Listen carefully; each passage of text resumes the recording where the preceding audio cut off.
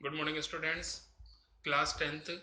जैसा कि आपका चैप्टर है पर्वत प्रदेश में पाउस, उसके आपके क्वेश्चन आंसर बता दिए। कुछ एक्स्ट्रा क्वेश्चंस और हैं जिस प्रकार है।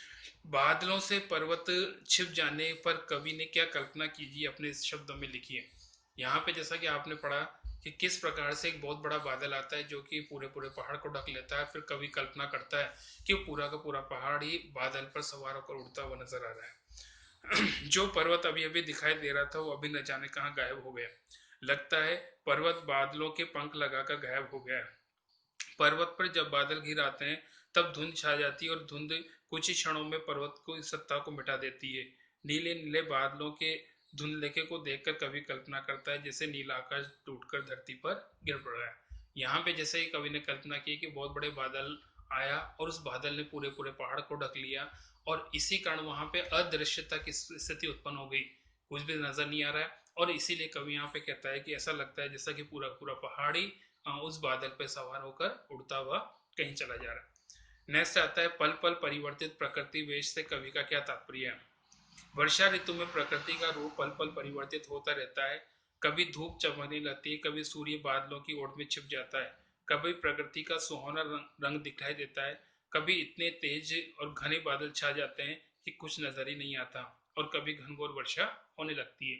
कुल मिला के हम कह सकते हैं कि प्रकृति का ऐसा जो वातावरण है वो नजर आता है और ये बदलाव बहुत शीघ्रता से होता है, हर क्षण ऐसा नजर आता है।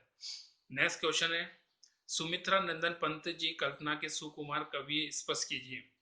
सुमित्रा नंदन पंत को कल्पना का सुकुमार कवि इसलिए कहा जाता है क्योंकि उन्होंने अपनी कविताओं में प्राय प्रकृति का मानवीकरण किया है। जैसा मैंने आपको बताया था कि प्रकृति के, हाँ कह सकते हो कि अंगों को मनुष्य की तरह कार्य करते हुए नजर आया है।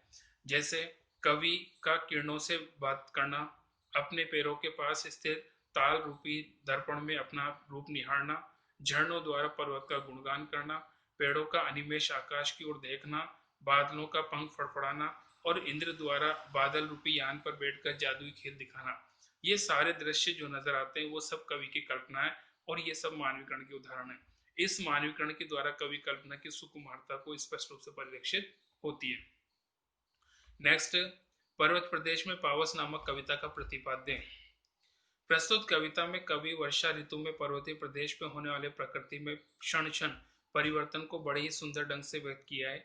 वर्षा ऋतु में कवि को यहाँ का दृश्य ऐसा लगता है मानो मेखलाकार पर्वत अपने ऊपर खिले सुमन रूपी नेत्रों से तालाब के पारदर्शी जल में अपना प्रतिबिंब देख रहा हो। साथ ही उसे पर्वतों के नीचे का तालाब दर्पण की भांति प्रतीत होता है। पहाड़ों के बीच बहते झरने पहाड़ों की गौरवगान करते हैं। पहाड़ों की छाती पर उगे वृक्ष ऐसे लगते मानो मन की महत्वाकांक्षाएं हो जो आकाश की ओर निहार रहे हैं।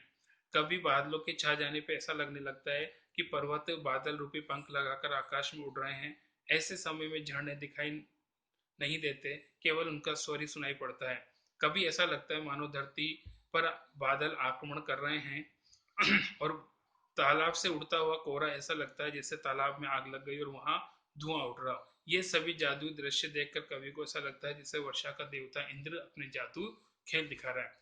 कवि को ऐसा लगता है कि इस प्रकार का जो बदलाव है वो एक जादू की तरह है जो कि कवि बताता है। नेक्स्ट और लास्ट, हाँ, पर्वत ताल निर्झर वृक्ष बादल के सौंदर्य का चित्रण कवि ने किस प्रकार किया है। कवि ने पर्वत को एक बड़े राजा के समान ताल को उसके सेवा चरणों में पलने वाला और दर्पण के समान झरनों को पहाड़ के गौरवगान करने वाला बताया है। वृक्ष राजा या व्यक्ति की महत्वाकांक्षा का प्रतीक है। बादल आकाश की नीलिमा के समान सभी कुछ को घेर लेने में रूप में चित्रित हैं।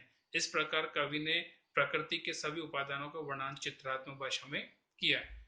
इस प्रकार ये आपका चैप्टर कंप्लीट हुआ। बाकी नेक्स्ट बार।